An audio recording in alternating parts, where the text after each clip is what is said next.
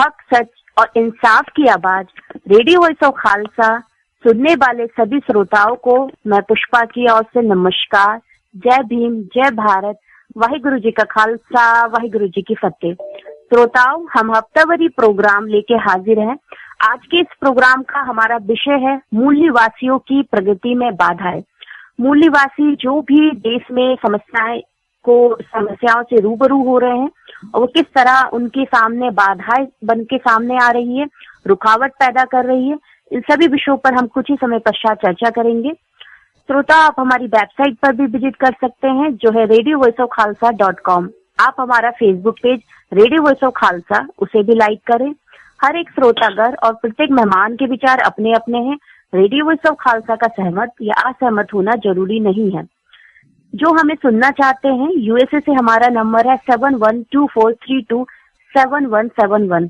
Canada का number है 6475571012। इसके अलावा और भी जो अंतर्राष्ट्रीय जो भी आप आउट ऑफ इंडिया से हमें सुनना चाहते हैं वो इन नंबरों पर कॉल करके हमें सुन सकते हैं। ये नंबर आपके लिए फ्री है। भारत में जो हमें सुनना चाहते हैं उसके लिए आपको रेडियो वॉइस ऑफ खालसा नाम के एप्लीकेशन अपने एंड्रॉइड मोबाइल पर आप iTunes या आप कोई भी एप्लीकेशन से डाउनलोड कर सकते हैं और उसके बाद हमें लाइव सुन सकते हैं। श्रोताओं, अगर आप हमारे से बात करना चाहते हैं या शो के दौरान आप हमारे गेस्ट से कोई भी सवाल करना चाहते हैं, उसके लिए आप हमारे स्टूडियो यूएसए और कनाडा का नंबर डायल कर सकते हैं। नंबर है 1-888-6024740। इसके अलावा यदि आप अपने कोई भी विचार या फीडबैक देना चाहते हैं हमें किसी भी प्रोग्राम से रिलेटेड, तो radio voice of Khalsa Facebook page आप लाइक कर सकते हैं और उसमें आप अपना मैसेज के थ्रू अपना फीडबैक भी हम तक पहुंचा सकते हैं। श्रोताओं, आज हम आपसे जिन मेहमान को मिलवाने जा रहे हैं वे है पीएचडी छात्र, युवा क्रांतिकारी रजनीश कुमार अंबेडकर, उत्तर प्रदेश से, जो पिछले 4 सालों से अंबेडकर स्टूडेंट फोरम ASF का नेतृत्व कर रहे हैं। दलित आदिवासी पिछड़ों के मुद्दों को लेकर लगातार संघर्ष कर रहे हैं। इनके नेशनल इंटरनेशनल सेमिनार में समय समय पर रिसर्च आर्टिकल्स प्रकाशित होते रहते हैं। रजनीश जी जो क्रांतिकारी युवा होने के साथ साथ समाज के एक चिंतक भी हैं, आज वे हमारे साथ लाइन पर जुड़े हैं। आइए हम उनका मिलकर स्वागत करते हैं। रजनीश कुमार जी, आपका रेडियो वॉइस ऑफ खालसा पर बहुत बहुत स्वागत है। नमस्कार। नमस्कार पुष्पा जी। जय भीम, जय भारत, जय संविधान आप सभी को। जी रजनीश जी, जैसा कि आज आप हमारे साथ लाइन पे जुड़े हैं, तो सबसे पहले तो मैं आपसे पूछना चाहूंगी, आप जो एक ऑर्गेनाइजेशन चलाते हैं जो है अंबेडकर स्टूडेंट फोरम ASF, तो ये किस तरह का ऑर्गेनाइजेशन है, इसमें किस तरह का लोगों को किस तरह से गाइडलाइन दी जाती है, इसके बारे में आप हमें जरूर बताएं। जी रजनीश जी। जी पुष्पा जी, मैं आपको बताना चाहूंगा कि जैसा कि हम सभी लोग जानते हैं छात्र राजनीति हर कैंपस में होती है। इसी को ध्यान में रखते हुए अंबेडकर स्टूडेंट फोरम की महात्मा गांधी अंतर्राष्ट्रीय हिंदी विश्वविद्यालय में 1 नवंबर 2009 को इसकी स्थापना की गई थी। ये एक राजनीतिक, गैर राजनीतिक और सामाजिक सांस्कृतिक संगठन है जिसका मुख्य उद्देश्य बाबा साहब डॉक्टर अंबेडकर के विचारों को आगे लेकर सामाजिक सांस्कृतिक चेतना जगाना है और दलित, आदिवासी, बहुजन, अल्पसंख्यक समुदाय के विद्यार्थियों के बौद्धिक स्वाभिमान की लौ को तेज करना है, जिसके माध्यम से हम जो बहुजन वैचारिकी के हमारे जो प्रेरणा स्रोत हैं उसमें कबीर जी हैं, तुकाराम जी हैं, रैदास जी हैं, पेरियार, गौतम बुद्ध, ज्योतिबा फुले, सावित्रीबाई फुले, बिरसा मुंडा, सिद्धू कान्हू, झलकारी बाई, रानी दुर्गावती, मान्यवर काशीराम, आज की विचारधारा को छात्रों तक पहुंचाने का हम सभी काम करते हैं।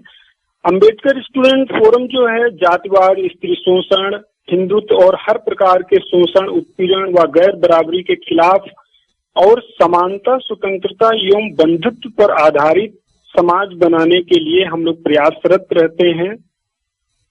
साथ ही जब जब दलित, आदिवासी, बहुजन छात्रों पर किसी तरीके का कैंपसेस में उनके साथ अन्याय जब होता है तो हम सभी लोग एकजुट होकर के उसका मुंह तोड़ लोकतांत्रिक जो हमारे संविधान के तहत हमको जो अधिकार दिए गए हैं उसके माध्यम से हम लोग बातचीत रखते हैं। हम देश के जितने विश्वविद्यालय हैं जहां पर छात्र संगठन है उनके साथ में हमारा एक वैचारिक जुड़ाव है।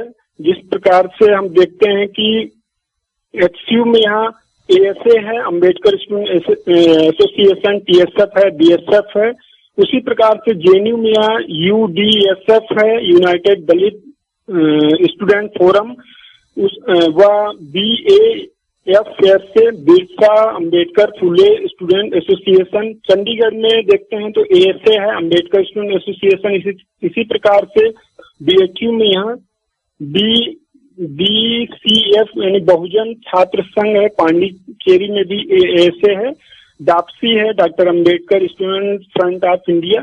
इस तरीके से और भी तमाम सारे जो संगठन है, बाबा साहब यानी बहुजन समाज के जो प्रेरणा स्रोत हैं हम सभी के, उनके विचारों को लेकर के हम लोग अपने कैंपसेस में काम करते हैं। इसके साथ ही साथ जो हमारे कैडर होते हैं, हम लोग नए जो स्टूडेंट्स आते हैं उनको जो तमाम सारी पत्र पत्रिकाएं हैं उनका हम लोग ग्राहक बनाते हैं कि इनको पढ़िए, अपनी विचारधारा को जानिए। और तमाम जो सेमिनार गोष्ठी होती है कैंपस की दुनिया से लेकर के गांव शहर तक हम लोग समय समय पर जाते रहते हैं।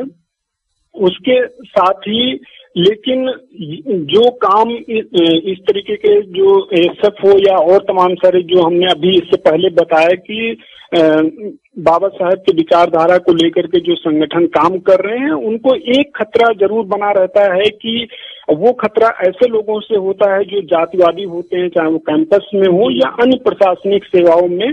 वो समय समय पर उनको सताते रहते हैं, उनको परेशान करते रहते हैं। अभी हमारे कैंपस का हाल ही का प्रकरण है, डॉक्टर सुनील कुमार सुमन सर जो छात्रों के सबसे लोकप्रिय अध्यापक, उनको जातिवादी जो कुलपति यहाँ के पूर्व रहे हैं विभूति नारायण ने फर्जी केस में फंसा दिया था। उसी तरीके से हम दिल्ली में अगर देखें तो डॉक्टर रतन लाल सर हैं, उनको भी प्रशासन ने काफी परेशान किया और ये बताया कि आपसे जो है छात्र सबसे ज्यादा मिलते हैं। लेकिन इस तरीके के तमाम पूरे कैंपसेस में घटनाएं हो रही हैं। लेकिन अम्बेडकर स्टूडेंट फोरम और भी तमाम सारे जो संगठन है, हम लोग कंधे से कंधा मिला करके अपने संवैधानिक अधिकारों के लिए संघर्ष जारी रखे हुए हैं और जारी रखेंगे। जय भीम, जय भारत। जी रजनीश जी, रजनीश जी, जैसा कि आज हम देखते हैं कि यूनिवर्सिटी में या एजुकेशन सिस्टम में जिस प्रकार से आज जातिवाद को फैलाया जाता है या आरएसएस नीति को लागू किया जाता है, असमानता नीति को लागू किया जाता है, तो जब मूल निवासियों की हम प्रगति की बात करते हैं कि किस तरह से वो आगे बढ़ सकते हैं, तो एक ही हथियार सामने नजर आता है, एजुकेशन के बिना कोई भी तरक्की पॉसिबल ही नहीं हो सकती है। पर ये जो एजुकेशन है, ये एजुकेशन को इस तरह से जमीनी स्तर पे बर्बाद किया हुआ है। तो मैं आपसे जानना चाहूंगी कि एजुकेशन जब स्टार्टिंग लेवल पर हम लेते हैं, आप जैसे एक यूनिवर्सिटी, आप PhD शोधकर्ता छात्र है, बट यदि हम और जमीनी स्तर की बात करें तो जमीनी स्तर पे जिस तरह से एजुकेशन का पूरा सेटअप होता है या जो गवर्नमेंट जो फैसिलिटी प्रोवाइड करा रही है वो किस हद तक लोगों तक पहुंच रही है, या जो नैतिक जो शिक्षा देनी चाहिए वो किस तरह की शिक्षा दी जा रही है, तो आप हमें बताइए कि जो एजुकेशन जमीनी स्तर पे दी जा रही है क्या वो पर्याप्त है या क्या वो सही है? वाकई इससे मूल निवासियों की प्रगति में कोई बाधाएं आती है? इसके बारे में आप हमें जरूर बताएं। जी रजनीश जी। जी पुष्पा जी, मैं बताना चाहता हूं कि शिक्षा के बारे में जैसे कि किसी भी समाज का अगर हम अध्ययन करते हैं, जिस तरीके से बाबा साहब ने भी कहा कि किसी भी समाज का अगर अध्ययन करना है तो उस समाज के साहित्य और उत्खनन से हम उसके समाज का आकलन कर सकते हैं। लेकिन हमारे देश में ये देखने को मिलता है कि शिक्षा जगत पे पूर्णतया ब्राह्मणवादियों का कब्जा बना रहा है और वो उन्होंने यहाँ के जो मूल निवासी लोग रहे हैं उनको पढ़ने लिखने से पूरी तरीके से वंचित रखा। अगर कोई जैसा कि हम लोग पढ़ते रहे हैं या सुनने को मिलता है कि अगर वेद या जो रामायण अन्य तरीके के जो धार्मिक ग्रंथ हैं उसको अगर सुन भी लेते तो उनके कानों में यह शीशा पिघला करके डाल देने की पूरी बात की गई है, जीप काट देने की बात की गई है। तो इस तरीके से हमें दिखाता है कि यानी कि सिर्फ एक ही वर्ग तक अपने आप को सीमित कर रखने की ये पूरी साजिश चली है।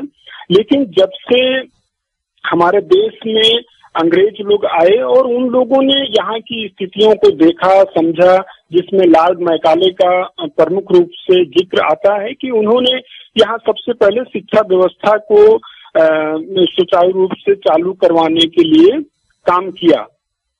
सबसे पहले उन्होंने विश्वविद्यालय खोले, जिसके तहत ब्राह्मणवादियों को सबसे बड़ा झटका लगा, क्योंकि इसमें ये था कि यहाँ के जितने लोग हैं उनको सभी को पढ़ने लिखने का अधिकार दिया जाएगा। उसके बाद में सावित्रीबाई फुले ने अपने पति के साथ में मिलकर, ज्योतिबा फुले के साथ में मिलकर के उन्होंने पुणे में स्कूल खोला।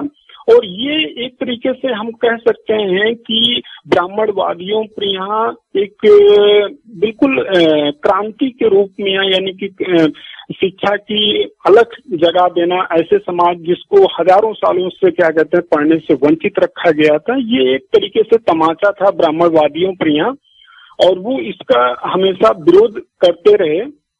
लेकिन जब डॉक्टर B.R. अम्बेडकर को संविधान बनाने का अवसर प्राप्त हुआ, तो बाबा साहब ने खासकर, उनको ये पता था हमारे समाज के लोग पढ़े लिखे नहीं हैं, इसीलिए उन्होंने सबसे पहले ध्यान में रख के मूल निवासियों को, खासकर जिसमें OBC, SC, ST, माइनॉरिटी के लोग आते हैं, उन्होंने आर्टिकल 21 यानी कि आर्टिकल 21 के तहत चाहे किसी भी पार्टी की सरकार हो, किसी भी धर्म जाति लिंग के लोग हों, इससे मतलब नहीं है, लेकिन वहां पर निवास करने वाले लोग हैं उनको क्या कहते हैं, इसके तहत शिक्षा और रोजगार प्रोवाइड करना होगा। अभी हाल की हम बात करें अगर शिक्षा की, तो देखने को मिल रहा है हमारे यहाँ दोहरे पद्धति की शिक्षा प्रणाली चल रही है। एक तो वो जो क्या कहते हैं गांव में जहाँ क्या डेली जो काम करने वाला असंगठित क्षेत्र के मजदूर हैं, रिक्शा चलाने वाले, ठेले पर सामान बेचने वाले लोग हैं, उनके बच्चे सरकारी स्कूलों में जाते हैं। और दूसरी तरफ वहीं क्या कहते हैं जो पैसे वाले लोग हैं, जो बिजनेसमैन हैं, उनके मॉन्टेसरी स्कूलों में जाते हैं। तो इस तरीके का हमको एक दोहरी प्रणाली हमको शिक्षा जगत में देखने को मिल रही है। ये क्या कहते हैं बड़े पैमाने पर एक भेदभाव भी, जायज बात, कोई भी बच्चा होता है उसको शुरू से अगर जिस माहौल में ढाला जाता है वो उस तरीके से बन करके तैयार होता है। तो ये एक हमें देखने को मिल रहा है पूरे समाज में। और सरकारी एजुकेशन बेहतर तरीके से मिलना चाहिए, गवर्नमेंट की जिम्मेदारी भी है, लेकिन वो उस तरह पूरी तरीके से ध्यान नहीं दे रही। मैं खुद भी अपने हरदोई डिस्ट्रिक्ट में जब मैं गया था तो बहुत सारे जो स्कूल हैं वहाँ मैं गया था, देखता हूँ वहाँ टॉयलेट करने की सुविधा तक नहीं है, किसी में ब्लैक बोर्ड नहीं है, कहीं बिल्डिंग नहीं है। तो अगर बिल्डिंग है भी तो बरसात में वो टपक रही है, यानी क्यों रही है। तो इस तरीके को देखने को मिलता है। और वहीं अगर शहरों की जब हम बात करते हैं तो वहाँ बड़े पैमाने पर बड़े बड़े बिल्डिंगें बनी हुई हैं, तमाम तरीके की सुविधाएं हैं, लेकिन उस सुविधाओं के नाम पर बड़े पैमाने पर वहाँ पैसे की वसूली एक तरीके से की जा रही है। तो एक तरीके से ये देखने को मिल रहा है कि बड़े पैमाने पर यहाँ के जो मूल निवासी लोग हैं उनको शिक्षा से किस तरीके से दूर किया जाए।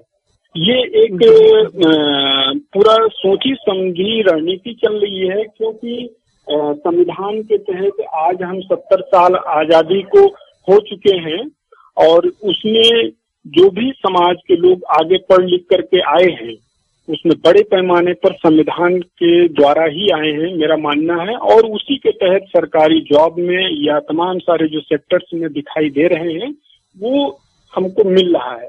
तो ये लोग नहीं चाहते हैं कि पढ़ लिख करके ये लोग आगे आए। तो इस तरीके से वो शिक्षा को महंगी कर दे रहे हैं। अभी IIT की जैसे शिक्षा महंगी की, या मॉन्टेसरी में देख रहे हैं प्रतिवर्ष जो है फीसेस बढ़ा दी जा रही है। तो ये एक बड़े पैमाने पर पूरी तरीके से साजिश चल रही है, मैं इसको इस तरीके से समझता हूँ। जी पुष्पा जी। जी रजनीश जी। और आपने बताया कि एजुकेशन सिस्टम है वो कैसा निचले स्तर पे किस तरह से बुरी तरह से प्रभावित है, कितना सुधार की जरूरत है और किस तरह से जानबूझकर ये पूरी व्यवस्था या सिस्टम को बनाया जाता है। रजनी जी, अगर हम बड़े तबके की एजुकेशन की बात करते हैं और अगर हम यूनिवर्सिटीज की बात करते हैं तो वहाँ भी बहुत बड़े पैमाने पर जातिवाद होता है, बहुत बड़े पैमाने पर मूल निवासी वो को शिक्षा से वंचित रखने का कोई ना कोई इस तरह का षड्यंत्र जो किया जाता है, क्योंकि ये बात हम एविडेंस के साथ कह सकते हैं या ये बात हम खुद देखते हैं, महसूस करते हैं, जानते हैं, भुगतते हैं, उसके बाद ये बात निकल के आती है। मैं एक एग्जाम्पल से पूछना चाहूंगी, क्योंकि कुछ हाल ही में हमें जानकारी मिली थी कि जो सेंट्रल यूनिवर्सिटी है, बाबा अम्बेडकर यूनिवर्सिटी जो लखनऊ में है, हाल ही में एक मुद्दा सामने आया था जिसमें कुछ युवकों जो यूनिवर्सिटी के छात्र थे वहां शोध कर रहे थे और उन्होंने की डिमांड थी कि जो कॉन्स्टिट्यूशन की तरफ से शिक्षा में 50% रिजर्वेशन जो सीट है मूल निवासियों के लिए वो फिलअप होना चाहिए, पर उन्हें ये अधिकार तो बिल्कुल नहीं दिया गया। उल्टा जो उनका अभिव्यक्ति का अधिकार या स्पीच ऑफ राइट एक्सप्रेशन का अधिकार था वो भी उनसे छीन लिया गया। सुनने में आया है कि उन्हें निलंबित कर दिया गया और उन्हें प्रताड़ित भी किया जा रहा है। तो ये आप इस मुद्दे को मैं और जानना चाहूंगी कि असल में ये मुद्दा क्या था और किस तरह से उन छात्रों को प्रताड़ित किया गया, इसके बारे में भी आप हमें जरूर बताएं।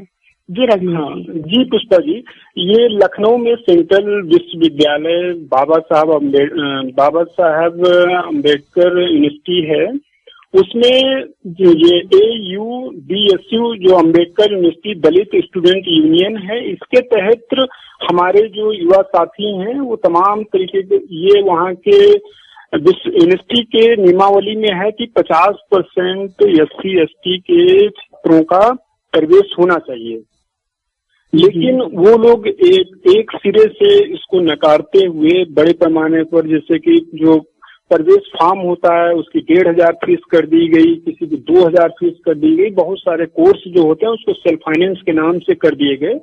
तो AUDSU के जो भी हमारे साथी लोग हैं वो लंबे समय से प्रशासन से धरना प्रदर्शन के माध्यम से उनका ये कहना था कि भाई अगर फीसेस बढ़ा देते हैं तो कैसे हमारे समाज के लोग विश्वविद्यालय में आ पाएंगे। तो लंबे समय से श्रीयाद बौद्ध हैं, वहाँ संदीप शास्त्री हैं, अजय हैं और भी उनकी टीम के पूरे लोग हैं, ये सब मूवमेंट को चला रहे थे। और तमाम तरीके के, जैसे कि स्मृति ईरानी जब मंत्री थी उन्होंने ये कहा था जो OBC के एसोसिएट प्रोफेसर हैं उनको जो है पदोन्नति में यहाँ रिजर्वेशन नहीं दिया जाएगा, तो इसको लेकर के भी उन लोगों ने पुतला दहन का कार्यक्रम जो भी हमारे संवैधानिक राइट्स दिए गए हैं उसके तहत कार्यक्रम को करते रहे। और जो रोहित वेमुला का जो केस हुआ था वहां पर यहाँ प्रधानमंत्री नरेंद्र मोदी जी आए हुए थे, तो उसका सबसे पहले देश में अगर कहीं विरोध हुआ छात्रों की तरफ से गो बैक के जो नारे लगे, गो बैक मोदी वापस जाओ वापस जाओ, तो वहाँ के AUDSU संगठन के हमारे जो युवा साथी थे उन लोगों ने मोदी को गो बैक के यानी कि कैंपस से बाहर जाने के लिए दिवस किया और ये राष्ट्रीय स्तर की न्यूज भी बनी थी। इस पे तमाम सारे लोगों ने फेसबुक से लेकर सोशल मीडिया पर इसको लिखा भी था। अभी के अगर बात करें वहाँ जो हॉस्टल बने हुए हैं, दलित हॉस्टल्स हैं जिसमें दलित छात्रों को खासकर रहने के लिए सुविधा है, तो उसमें बड़े पैमाने पर जो है जनरल के लोगों का प्रवेश दे दिया। इसको लेकर के ये लोग बैनर के तहत वहाँ मूवमेंट चला रहे थे। तो कभी कोई वहाँ RSS का हाफ पैंट में आ जा रहा है, उस पर कोई रोक टोक नहीं है। अगर कोई बाहर से किसी का अभिभावक या कोई मित्र मिलने के लिए आ जा रहा है तो उस पर ये लोग रोक टोक लगाते रहे तमाम तरीके की। लेकिन उस दिन हुआ क्या कि अभी 2 महीने पहले की जो घटना है, वहाँ ये प्रोफेसर कमल जायसवाल हैं जो वहाँ के प्रॉक्टर हैं, इन्होंने हॉस्टल में आते हैं लगभग रात के 9 बजे के आसपास और उनके साथ में ABVP के लोग भी होते हैं और जो AUDSU के हमारे जो छात्र हैं वहाँ थे, इनके साथ में कहासुनी हो जाती है और इनके साथ इनको मारते भी हैं। और उसके बाद में यहाँ हमारे लोगों की FIR तक भी नहीं लिखी जाती है, वो फर्जी FIR मतलब लिखवाते हैं। और दूसरे दिन होता क्या है कि इन सभी को जो है एक तरफा निर्णय के तहत इनको निष्कासन कर दिया जाता है। विश्वविद्यालय से कोई सुनवाई नहीं होती, कोई इन लोगों को कारण बताओ नोटिस तक नहीं दिया जाता है। ये एक तरीके से दिखा रहा है कि बाबा साहब के नाम पर बना हुआ विश्वविद्यालय, जहां पर संविधान के तहत चीजें चलनी चाहिए, वहां इस तरीके से ना चल करके और छात्रों को किस तरीके से कैंपस से बाहर निकालने का काम किया जा रहा है। अभी भी हमारे निलंबन को लेकर जो निष्कासन हुआ है उसको लेकर के धरने पे लोग बैठे हुए हैं। तमाम सारे मंत्री विधायक लोगों से मिले, रामविलास पासवान से मिले, प्रकाश जावड़ेकर जी से मिले हैं, कौशल किशोर जी से मिले हैं, और तमाम वहाँ जो सामाजिक संगठन है जिसमें आरक्षण बचाओ समिति है वो खासकर सपोर्ट कर रही है छात्रों का तन मन धन से भी। तो ये पूरा एक सपोर्ट मिल रहा है। यहाँ पर हम लोगों ने एसएफ की तरफ से भी, यहाँ पर वहाँ के प्रशासन का, कमल जायसवाल का, हम लोग अपने गेट, यूनिवर्सिटी गेट पर MGHB के पुतला दहन किए थे। मुंबई में है टिस में क्या कहते हैं पुतला दहन हुआ, और भी तमाम तरीके के जो प्रोटेस्ट के माध्यम होते हैं चंडीगढ़ या HCU में भी हुए। लेकिन अभी तक जो है निष्कासन वापस नहीं लिया गया है, यानी कि जबकि उसमें से 2 छात्र जो हैं, श्रेयाद बौद्ध जिनका 88% है और संदीप शास्त्री का 78% है PhD के लिए, सबसे यानी कि यूनिवर्सिटी टॉप किया है। यानी कि आज जो दलित समाज के छात्र हों या छात्राएं हैं जो टॉप कर रहे हैं, संविधान के तहत जो उनको राइट्स मिला है, उनको किस तरीके से उनको कैंपस से बाहर करने की पूरी तरीके से साजिश चल रही। जैसे हमारा युवा साथी रोहित वेमुला को कैंपस से किस संस्थानिक जो उसकी हत्या हुई है, वो इसी तरीके से एक बनाने की पूरी एक साजिश जो है चल रही है। लेकिन इसको हम लोग होने नहीं देंगे। हम लोगों का भी ये कहना है कि हम संवैधानिक के तहत जो हमारे राइट्स मिले हुए हैं उसके तहत हम अपना अधिकार को लेंगे, और जो हमारा पढ़ने लिखने का अधिकार है, पढ़ने लिखने के साथ साथ जो सामाजिक एक जिम्मेदारी है परिवर्तन समाज को बदलने की, उसको भी हम सभी करेंगे। जी जी रजनीश जी, रजनीश जी, जिस तरह से रोहित वेमुला के जो उस केस से भी प्रशासन की तरफ से कोई सबक नहीं लिया गया, और दोबारा लगातार कहीं ना कहीं से, जैसे आपके माध्यम से एक घटना का पता चला, ऐसी बहुत सारी घटनाएं हैं जो तमाम समय समय पर कहीं ना कहीं किसी न किसी यूनिवर्सिटीज में घटित होती रहती है।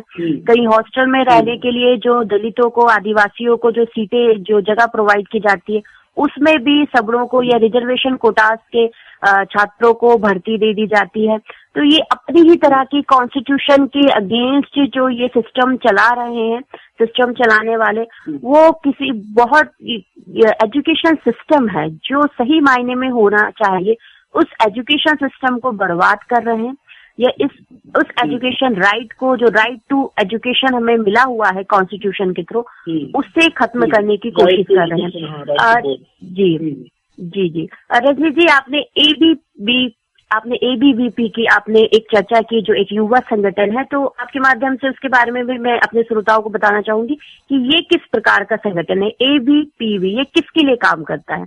जी रजनीश जी, ये ABVP जो संगठन है ये बीजेपी का संगठन है, बीजेपी की छात्रवृंद है जो बीजेपी के लिए पूर्णतः काम करता है, और बीजेपी RSS का संगठन है जो पूरे देश में है। वो चाहते हैं भारत को हिंदू राष्ट्र बनाया जाए, वो उसी के लिए पूरी तरीके से काम करते हैं।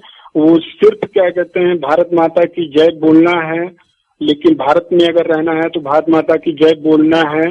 इस तरीके से कैंपसेस में तमाम तरीके की ऊट पटांग हरकतें करते रहते हैं। उनको पढ़ाई लिखाई से कोई मतलब नहीं होता है। साइंस और लॉजिक के आधार पर अगर हम बात कोई करते हैं तो उसको मतलब एक तरफ से वो नकारने का ही काम करते हैं। अभी चाहे लखनऊ का जिस तरीके से, अभी मैं BBU की जो बात कर रहा था, वहां पर लखनऊ विश्वविद्यालय है, BHU है बनारस में, दिल्ली में या HCU में, या और भी तमाम तरीके के जो विश्वविद्यालय हैं देश में, वहाँ इन लोगों के विंग हैं। लेकिन वही है कि कुछ नया अगर जो समाज में करना चाहते हैं, बहुजन समाज के छात्र हों चाहे छात्राएं हों, लेकिन उसको एक पूरा नकारने का ही ये लोग काम करते हैं, क्योंकि इनका पूरा सिस्टम ही इस तरीके का है जो आरएसएस के लिए काम करते हैं ये लोग पूरा। जी जी जी रजनी जी, ऐसी एक रजनी जी एक वाक्य मुझे भी याद आ रहा है कि जब मैं एबीवीपी के जो लीडर्स थे उनसे मेरी कुछ बात हुई थी और मैंने उनसे पूछा था कि जो आपका संगठन है, जो युवा संगठन है, वो किस विचारधारा पे काम करता है, तो उन्होंने एक ही जवाब दिया था कि ये मूल निवासी विरोधी विचारधारा पे काम करता है। और ये जवाब उनकी तरफ से आया था जो खुद एक मूल निवासी थे, जो पिछड़े कैटेगरी से बिलोंग करते थे। तो ये चीज समझ में आती है कि किस तरह से कुछ लोग, मुट्ठी भर लोग या मनुवादी सोच के लोग हमारे ही लोगों को या हमारे ही देश के मूल निवासियों को हमारे खिलाफ भड़का रहे हैं। तो ये एक बहुत गंभीर विषय हो सकता है। रजनी जी, एक सवाल मैं आपसे और पूछना चाहूंगी कि हम जब शिक्षा की बात करते हैं तो शिक्षा से हमें अपना एजुकेशन राइट्स को पाने के बाद जब हम अपने करियर तक पहुंचते हैं तो नौकरी की बात करें या व्यवसाय की बात करें तो उसमें भी कॉन्स्टिट्यूशन की तरफ से कुछ रिजर्वेशन कोटास की बात की गई है, आरक्षण प्रोवाइड किया जाता है। तो आरक्षण के नाम पर भी जो आज बगावत हमें देखने को मिलती है, कहीं ना कहीं किसी ना किसी तरीके से आरक्षण को जो एक खत्म किया जाता है और आरक्षण को खत्म करने के लिए दलीलें भी पेश की जाती है।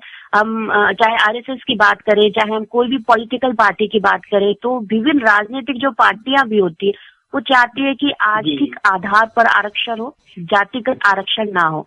कई राज्यों में आप भी जानते हैं कि रिजर्वेशन को मनमाने ढंग से खत्म भी किया जा चुका है, प्रमोशन से रिजर्वेशन खत्म हो गया है। कई राज्यों में तो बहुत सारी सीटें कम कर दी गई है, रिजर्वेशन खत्म किया गया। और जब हम शिक्षा के अधिकार की बात करते हैं कि शिक्षा ही यदि पर्याप्त नहीं होगी तो फिर आगे तरक्की का तो कोई सवाल ही नहीं है, तो उसमें से भी आरक्षण को खत्म किया जा रहा है। तो मैं आपसे जानना चाहूंगी कि आरक्षण की कितनी अहमियत है और जो लोग ये मानते हैं कि आरक्षण एक सही चीज नहीं है या जो लोगों को आरक्षण नहीं मिलता उन लोगों के साथ अन्याय है, तो इस मुद्दे को आप हमें जरूर समझाएं कि आरक्षण असल में है क्या, उसकी मूल निवासियों के लिए कितनी अहमियत है। जी रजनीश जी। जी देखिए, सबसे पहले आरक्षण को लेकर के बहुत सारी भ्रांतियां हैं हमारे समाज में, छात्र युवाओं से लेकर के, और जो सामाजिक कार्यकर्ता भी हैं राजनीतिक पार्टियों में भी बहुत भ्रम एक है कि ये लोग आरक्षण से आ जाते हैं, लेकिन ऐसा नहीं है। मेरा मानना है कि आरक्षण ने आज समाज में भाईचारा पैदा किया है। आरक्षण के माध्यम से आज हम एक साथ बैठ सकते हैं, चाहे वो जनरल का हो, ओबीसी का हो, एससी का हो, एसटी का हो या माइनॉरिटी हो, या उसमें जो महिलाएं भी हैं, आज महिलाएं भी एक साथ पुरुषों के साथ कंधे से कंधा मिला करके चल रही हैं। आरक्षण के बारे में सबसे पहले जो ये कॉन्सेप्ट को लेकर के आए, आइडिया ऑफ रिजर्वेशन, ये ज्योतिबा फुले ने 1869 में लेकर के अंग्रेजों के सामने एक प्रस्ताव पेश किया था कि यहाँ के जो मूल निवासी हैं, जिनको हजारों सालों तक प्राकृतिक संसाधनों से उनको वंचित रखा गया, तमाम सारे जो सेक्टर्स में जो उनका प्रतिनिधित्व होना चाहिए था उसको नहीं दिया गया, तो उसको लेकर के ये प्रस्ताव रखे अंग्रेजों के सामने, लेकिन वो पास नहीं हो पाया। उसके बाद में 1882 में दोबारा अंग्रेजों के सामने प्रस्ताव रखा, लेकिन वो पूरी तरीके से लागू नहीं हो पाया। लागू करवाने का काम जो है आधुनिक भारत में छत्रपति साहू जी महाराज ने 26 जुलाई 1902 में इसको अमल में लेकर के आए थे अपने कोल्हापुर राज्य में। उसके बाद में जो पॉलिसी ऑफ रिजर्वेशन यानी कि आरक्षण की नीति को किस तरीके से इम्प्लीमेंट किया जाए, इसको बाबा साहब ने संविधान में पूरी तरीके से यहाँ के लोगों के लिए, जो मूल निवासी हैं, उनके लिए बाकायदा अनुच्छेद के माध्यम से उनको राइट्स दिए। 26 जनवरी 1950 से जब संविधान हमारे देश को सौंपा गया, उसी काम यानी कि बाबा साहब ज्योतिबा फुले और साहू जी के ही काम को आगे बढ़ाते हुए इसको संविधान के माध्यम से भारत के समक्ष रखा। जिस तरीके से भारत में रिजर्वेशन को बड़े पैमाने पर तमाम तरीके की भ्रांतियां फैलाई जाती हैं, ऐसा नहीं है। हमारे जो तमाम सारे पड़ोसी देश भी हैं, उन देशों में भी अलग अलग नामों से वहाँ रिजर्वेशन मिलता है। जैसे मैं कुछ के बारे में बताना चाहता हूँ कि जैसे ब्राजील में यहाँ आरक्षण, ब्राजील में भी आरक्षण मिलता है, कनाडा में भी आरक्षण मिलता है, चीन में भी आरक्षण है, फिनलैंड, स्वीडिश में भी लोगों को आरक्षण दिया जाता है, जर्मनी में, इजराइल में, जापान में, मलेशिया में, नॉर्वे में, रोमानिया, दक्षिण अफ्रीका, दक्षिण कोरिया, श्रीलंका, स्वीडन में, ये अलग अलग नामों से वहाँ क्या कहते हैं देशों में रिजर्वेशन दिया जाता है। तो भारत में क्योंकि एक ही समाज यानी कि ब्राह्मणों का पूरा वर्चस्व रहा है, वो लोग नहीं चाहते हैं कि जो आज रिजर्वेशन के माध्यम से, चाहे उस उच्च शिक्षा में, खासकर उच्च शिक्षा के माध्यम से ही समाज में एक नया विचार जाता है। ये क्योंकि यहाँ से तमाम शोध छात्र अपने शोध के माध्यम से समाज को एक नया दिशा देने का काम करते हैं। तो इस संबंध में जैसे कि हम संविधान को भी देखते हैं, तो संविधान में जनता के लिए, जनता द्वारा, जनता की सरकार की बात की गई है। और लोकतंत्र को बाबा साहब ने 3 जो प्रिय सिद्धांत थे, स्वतंत्रता, समता और भाईचारा कहा है। और रिजर्वेशन के बारे में मैं खासकर 2 बातें बताना चाहता हूँ जो प्रमुख रूप से हैं कि जिनको अभी तक अवसर नहीं दिया गया है, उनको अवसर मिलना चाहिए। दूसरी बात ये है कि शासन और प्रशासन में जिन लोगों को प्रतिनिधित्व नहीं दिया गया है, उनको प्रतिनिधित्व मिलना चाहिए। ये बहुत ही महत्वपूर्ण बात है।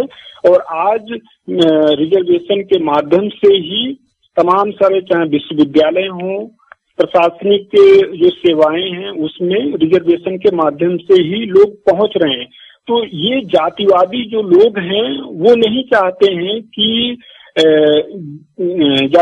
जातिवादी लोग हैं वो नहीं चाह रहे हैं कि जो लोग, जिनको कभी शासन प्रशासन में भागीदारी नहीं दिया गया, जिनको किसी भी उनके समान आज अच्छे अगर कपड़े पहनते हैं, अच्छे मकानों में अगर रहते हैं, गाड़ी से चलते हैं, अगर वो कोई बिजनेस करते हैं, तो वो उनको एक तरीके से कह सकते हैं कि उनको आंखों के लिए मतलब उनको आंखों से देखा नहीं जा रहा है कि ये कहाँ मतलब हमारे नीचे काम करते थे और इस तरीके से आज जो है रिजर्वेशन के माध्यम से मतलब हमारी बराबरी कर रहे हैं। लेकिन ह्यूमन राइट्स इस बात को कहता है कि भाई जितने लोग यहाँ पर हैं सभी को समान अधिकार और प्राकृतिक संसाधन है, उसका वो उपयोग करने का सभी का राइट्स है। तो मैं इस तरीके से देखता हूँ। और संविधान के द्वारा जैसे 330 आर्टिकल है, 332 है, 335 में यहाँ ये SC/ST माइनॉरिटी के लिए बात की गई है, और चाहे वो एजुकेशन के क्षेत्र में हो और ये सरकारी जॉब के लिए स्टेट और सेंट्रल के लिए बात की गई है। और अभी जो बड़े पैमाने पर तमाम सारे अभी ये है कि देखने को मिलता है कि प्लानिंग जो कमीशन यहाँ से पॉलिसियां बनती हैं उसमें हमारे लोग नहीं पहुंच पाए हैं, लेकिन वो जानबूझ के पहुंचने नहीं दिया जा रहा है, कोई ना कोई अड़ंगा लगा दिया जा रहा है, किसी न किसी माध्यम से उनको फंसा देने की बात भी चल रही है। मेरे पास में कुछ डेटा है, मैं बताना चाहता हूँ किस तरीके से जो रिजर्वेशन को लेके जो भ्रांति है वो उसको दूर करने के लिए मैंने अभी RTI के माध्यम से 2011 और 12 का जो डेटा है सेंट्रल यूनिवर्सिटी का वो मैंने प्राप्त किया है। जो हमारे देश में सेंट्रल यूनिवर्सिटी हैं उसमें टोटल जो प्रोफेसर्स के पद हैं 10,086 और जिसमें OBC, SC, ST, PWD, मुस्लिम और अदर माइनॉरिटी कम्युनिटी के जो लोग हैं वो 3481, 6,605 पर क्या कहते हैं मात्र एक ही वर्ग के लोग हैं यानी कि जनरल के। तो ये पूरा एक हम लोगों को एक खाही जो देखने को मिल रही है कि बड़े पैमाने पर आखिर रिजर्वेशन की हकीकत क्या है। आज हम 70 साल हो चुके हैं, आजादी के बीतने को हैं, तो ये देखने को हकीकत मिल रहा है। अब ये बहुत सारे लोगों को पता नहीं होता है, इसलिए रिजर्वेशन पे गलत भ्रांतियां रहती हैं, इसलिए वो लोग डिबेट करने लगते हैं। मुझे लगता है ये अगर डेटा लोग जानेंगे तो उनको एक सुविधा होगी कि आखिर हकीकत क्या है। इसी प्रकार से जो स्टेट यूनिवर्सिटी है यानी कि राज्य विश्वविद्यालय हैं, उसमें टोटल पद जो है 38,578 टोटल पद हैं, जिसमें से ओबीसी, एससी, एसटी, पीडब्ल्यूडी, मुस्लिम और अदर माइनॉरिटी कम्युनिटी के 12,050 हैं, और उसमें से जनरल का जो है कब्जा 26,528 पर है। जी। तो ये एक बड़ा अंतर हमको देखने को मिल रहा है। तमाम जो भी हमारे भी बहुत सारे जनरल के मित्र हैं, कुछ बहुत सारे अच्छे भी मित्र हैं, लेकिन उसमें बहुत सारे जिनसे हमारी वैचारिक मतभेद भी होता रहता है। वो रिजर्वेशन की जहाँ बात आती है तो पूरा एक तरीके से भवें उनकी जो है तन जाती है कि आप लोग तो भाई आपके लोग जो है रिजर्वेशन से आ जाते हैं। लेकिन जब मैं ये डेटा उनके सामने जब पेश करता हूँ तो उनको भी लगता है नहीं रजनीश आप सही कह रहे हैं, ये सही में हमको भी जानकारी नहीं थी या हमारे जैसे लोगों को पता नहीं था, तो इसलिए तो मैं कहता हूँ कि आप लोग भाई हकीकत को जानिए। आप लोग हमेशा विरोध करने लगते हैं, ये गलत बात है। अगर आप चाहते हैं समाज में सभी लोग आगे बढ़ें, समाज में सभी का प्रतिनिधित्व और सहभागिता हो, जिसमें स्त्री और पुरुष दोनों हो, तो हम सभी को मिलजुल के काम करना चाहिए। वरना क्या है, इतने लंबे समय तक बड़े पैमाने पर आपके पूर्वजों ने यहाँ के मूल निवासियों को तो वंचित रखा ही। अगर आज भी संविधान लागू है, अगर संविधान को आप लोग मान रहे हैं तो आप लोगों को भी संविधान के तहत ही चलना होगा। और उसी प्रकार से अभी आईआईटी और आईआईएम जो संस्थान है उसमें ओबीसी के लिए जो अभी आया था कि कोई भी प्रोफेसर की जब नियुक्ति होगी तो उसको खत्म कर दिया था 3 जून 2016 को, जब स्मृति ईरानी मंत्री थी। और उसमें ओबीसी के जितने प्रोफेसर थे, खासकर एक जो सबसे बड़ी जो महत्वपूर्ण बात दिखी, ध्यान आ गया कि ओबीसी के जो हमारे युवा छात्र छात्राएं हैं या जो भी समाज में काम कर रहे हैं, अब खैर अब सोशल साइट जैसे फेसबुक है, ट्विटर है, यूट्यूब है, इनके माध्यम से बहुत सारे लोग जागरूक हो रहे हैं। लेकिन ओबीसी के लोगों को बाबा साहब से एक दिक्कत बहुत सारे लोगों को रही है कि बाबा साहब ने हमारे लिए क्या किया। अधिकतर वो तो दलित समाज से थे, तो उन्होंने दलित समाज के लिए बहुत सारा काम किया है, लेकिन ऐसा नहीं है। बाबा साहब ने बहुत सारा ओबीसी के लिए काम किया है और ये बहुत सारे लोगों को पता नहीं होता है। हमारा संविधान का जो आर्टिकल 16 है उसमें अदर बैकवर्ड कास्ट की बात बाबा साहब ने ही की, जिसके माध्यम से भले ही मंडल कमीशन बाद में बनता है, लेकिन जिस तरीके से हमको एक बात ये सुनने को मिलती है कि माई और दाई में क्या अंतर होता है। माई का अपना योगदान है, दाई का अपना योगदान है। माँ अगर बच्चे को पैदा ही ना की होती तो दाई जो है उसका भी योगदान है कि उसने बच्चे को नहलाया धुलाया, उनको दवाई खिलाई या अन्य जो भी खाने पीने का चीज दी। तो मेरा मानना है कि बाबा साहब ने अगर संविधान में ओबीसी के लिए ये आर्टिकल 16 में लेकर के नहीं आए होते तो ये मंडल कमीशन बाद में आता है बीपी सिंह के नेतृत्व में, और खासकर उच्च शिक्षा में जो है 2005 के बाद में अर्जुन सिंह जब मंत्री थे तब लागू हुआ। और बड़े पैमाने पर जो अपने आप को बड़े प्रगतिशील लोग कहते थे, जिसमें अभी दिल्ली के मुख्यमंत्री भी हैं अरविंद केजरीवाल, और वो जेएनयू में जाते हैं 2007 में, वो आरक्षण का बकायदा विरोध करते हैं कि आरक्षण को खत्म कर देना चाहिए। यूथ फॉर इक्वलिटी के नाम पर दिल्ली में लोग सड़कों पर झाड़ू लगाते जो है नजर आए। तो ये एक बड़े पैमाने पर रिजर्वेशन को लागू ना करना, रिजर्वेशन के माध्यम से जो लोग आ रहे हैं उनका विरोध करना, ये अभी भी लगातार जारी है। और इसमें हमारे जो सांसद हैं, सांसदों की भी भूमिका रहती है कि 125 के आसपास SC/ST से हैं, लेकिन कोई भी बिल पास होता है पार्लियामेंट में या बिल को पास करवाना है उनके राइट को लेकर के, तो उस पे अपनी बातचीत को नहीं रखते हैं। तो मैं आपके माध्यम से ये रेडियो के, खालसा रेडियो के माध्यम से ये कहना चाहता हूँ कि खासकर जो SC/ST और OBC माइनॉरिटी से जो भी लोग चुन करके जाते हैं पार्लियामेंट में, वो अपने पे बैक टू सोसाइटी के लिए जो बाबा साहब ने कहा कि हमें पे बैक टू सोसाइटी के आधार पर काम करना चाहिए, तो वो उनको करना चाहिए। तभी हम हमारे समाज का और हम अपने संवैधानिक अधिकारों को पूरी तरीके से पा सकते हैं। जी पुष्पा जी। जी रजनी जी, रजनी जी एक कॉलर हमारे साथ लाइन पे जुड़े हैं, उनको हम कॉल पे लेना चाहेंगे, उसके बाद हम अपनी चर्चा जारी रखेंगे। कॉलर 4233, स्वागत है आपका। हाँ जी, वाहिगुरु जी का खालसा, वाहिगुरु जी की फतेह। जी वाहिगुरु जी का खालसा, वाहिगुरु जी की फतेह। जी जी, आप अपना सवाल पूछ सकते हैं।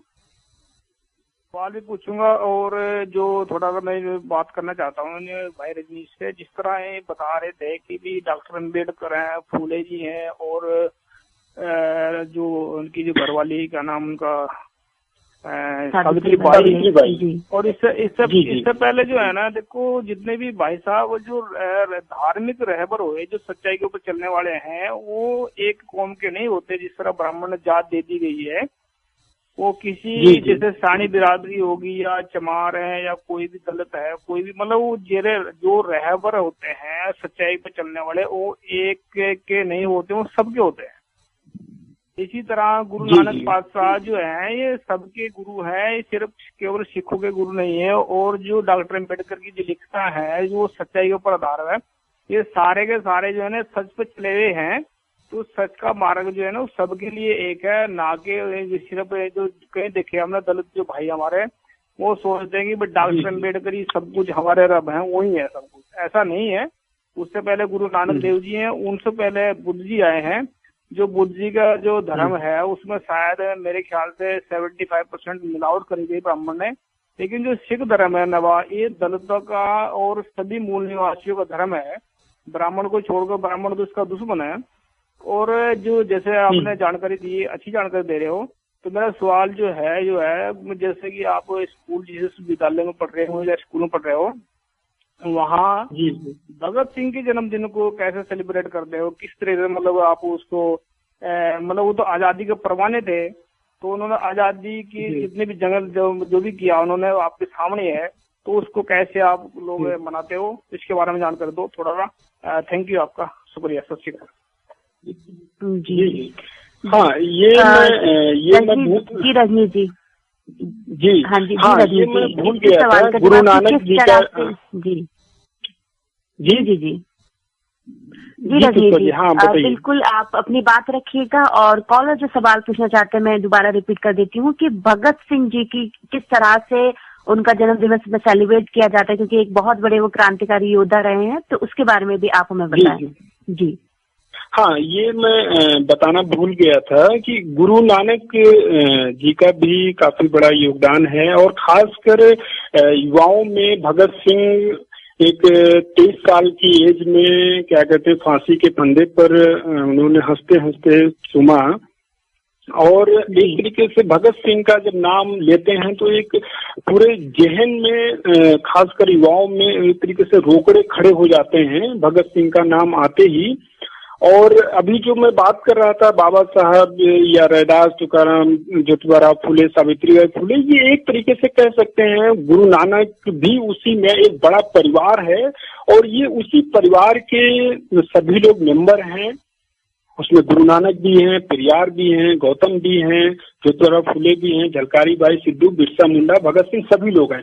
सभी का समय समय पर अपना योगदान है समाज को आगे बढ़ाने में।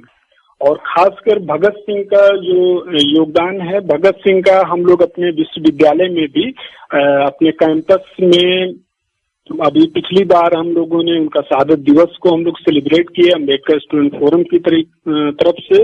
और आपको मैं बताना चाहता हूं कि मैं जिस हॉस्टल में हूं उस हॉस्टल का भी नाम भगत सिंह छात्रावास है। ये बहुत ही गर्व की बात है कि भगत सिंह के नाम पर आज देश में तमाम सारे संस्थानों में इस तरीके से संस्थाएं भी बनी हुई हैं।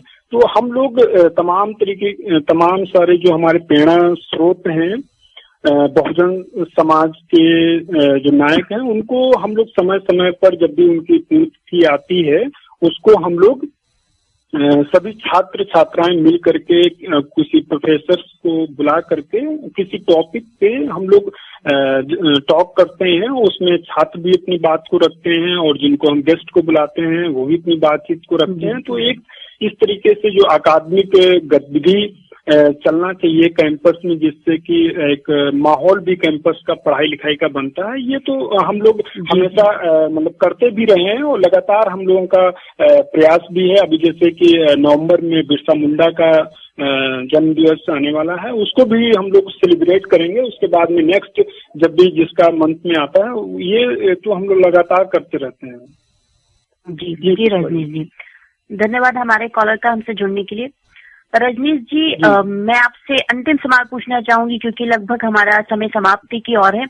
पर मेरे अंतिम सवाल पूछने से पहले एक छोटा सा सवाल मैं पूछना चाहूंगी जो हमारे रेडियो वॉइस ऑफ खालसा के व्हाट्सएप पेज से रंजना देवी जी मध्य प्रदेश से क्वेश्चन पूछना चाहती है आपसे। ये लिखती है कि रजनीश जी, ब्राह्मण कभी अपनी 100% रिजर्वेशन क्यों नहीं बांटते? जो मंदिरों में ब्राह्मणों को 100% आरक्षण मिला हुआ है, जहाँ से ये करोड़ों की कमाई करते हैं रोजाना, तो उसमें क्या कोई भी ब्राह्मण शूद्रों को मंदिरों का पुजारी या पंडित बनाएगा? उनमें ये शूद्रों को 10% भी रिजर्वेशन नहीं देंगे, ऐसा क्यों? ये अपना 100% रिजर्वेशन जो रखते हैं, इसके बारे में चर्चा क्यों नहीं होती? तो इसके बारे में आप हमें जवाब दे रजनी जी। हाँ जी पुष्पा जी, जैसे कि अभी रिजर्वेशन पे मैंने बात भी की थी। ये सही बात है, रिजर्वेशन को लेकर के बड़े पैमाने पर लोगों के बीच में कंफ्यूजन है। तो इस पे मैं दो बातें प्रमुख रूप से ये कहना चाहता हूँ कि हमें संख्या के अनुपात से समानता मिलनी चाहिए, कार्यपालिका में, न्यायपालिका में, विधायिका में और पत्रकारिता में, ये होना चाहिए। दूसरी बात जो है, जाति और वर्ण व्यवस्था जो है पूरी तरीके से जो भारतीय समाज जिस पे टिका रहा है, ये पूरी तरीके से ध्वस्त करना चाहिए। और जो मंदिरों में, यहाँ चाहे वो तिरुपति का मंदिर हो या बालाजी का मंदिर हो, बड़े पैमाने पर अभी मीडिया में भी खबरें आई थी कि अगर वहाँ का जो सोना जेवरात तमाम रुपए पैसे प्रतिदिन जो 8 करोड़ के आसपास एक अनुमानित लागत की बात हुई कि प्रतिदिन 8 करोड़ के आसपास होता है, तो वो जो है यहाँ के नागरिक हैं भारत के, उन पे खर्च होना चाहिए। लेकिन ब्राह्मण लोग सिर्फ क्या कहते हैं, कब्जा बनाए हुए हैं। ये मेरा मानना है कि जितने भी देश के मंदिर हैं उस पे ब्राह्मणों का कब्जा है। ये एक तरीके का रिजर्वेशन है। और संवैधानिक तरीके से अगर जो भी चाहे वो शैक्षणिक संस्थान हो या तमाम तरीके के पब्लिक सेक्टर्स हैं, प्राइवेट सेक्टर्स हैं, अगर उनको वहां पर यहाँ लोग जाते हैं तो वहीं यही लोग, जातिवादी लोग कहते हैं आप लोग रिजर्वेशन से आ रहे हैं, जबकि इन लोगों का मंदिरों के नाम पर रिजर्वेशन ऑलरेडी बना हुआ है और उसको ये लोग बात नहीं करते हैं। अभी जिस तरीके से हमने देखा है कि उत्तराखंड में भूस्खलन हुआ और ये सेना के जवान, तो मीडिया इस बात को कह रही है कि सेना के जवान जो है यमदूत बन करके उतरे। तो भाई आपका जो प्रतिदिन इतना बड़े पैमाने पर 8 करोड़ रुपए का जो चढ़ावा आ रहा है वो मानव कल्याण के लिए नहीं लगाएंगे तो वो किस दिन का काम आएगा? यानी कि सिर्फ आप तो उस पर कुंडली मार के बैठे हुए हैं।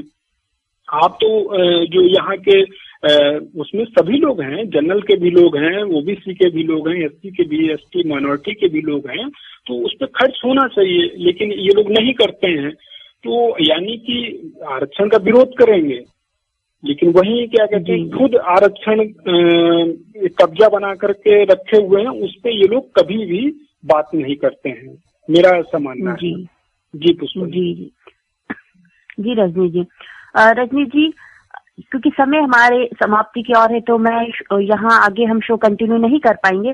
पर रजनी जी, मैं चाहूंगी कि आप 1 मिनट में कम से कम शब्दों में ये हमें जरूर बताएं कि जो पूरे देश में विभिन्न स्तर पर जो सामाजिक संगठन या जो छात्र संगठन चल रहे हैं, क्योंकि बहुत सारे ऐसे छात्र संगठन है, बट उन छात्र संगठनों को यदि देखा जाए तो यूनिटी उनमें नहीं है, तो यूनिटी के लिए क्या करना चाहिए, उसके लिए आप किस लेवल पे काम कर रहे हैं, उसके बारे में आप हमें जरूर बताएं।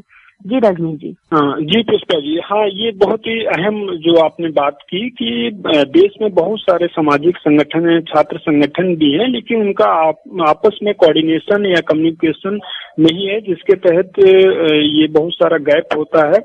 मेरा देखिए इसमें ये मानना है कि हर कोई चाहता है कि हमको लीडरशिप मिले, वो यानी कि अपने आप को सिर्फ प्रमोट करना चाहते हैं। जो समाज का काम है, समाज में सभी को हक, अधिकार और सम्मान के साथ में जीने के लिए मिले, वो जो उद्देश्य होता है वो पीछे छूट जाता है। तो ये मतलब जो उनकी अपनी निजी चाहत होती है कि हमको सिर्फ लोग जाने, यानी जब तक हम संगठन में हैं, तो इस कारण मेरा मानना है कि ये दिक्कत उत्पन्न हो रही है। लेकिन इसको आज के जो भी पढ़े लिखे लोग हैं, मेरा उनसे जरूर एक आह्वान और अपील है कि मैं खुद भी उसमें हूँ कि हम लोगों को एक पहल करनी चाहिए।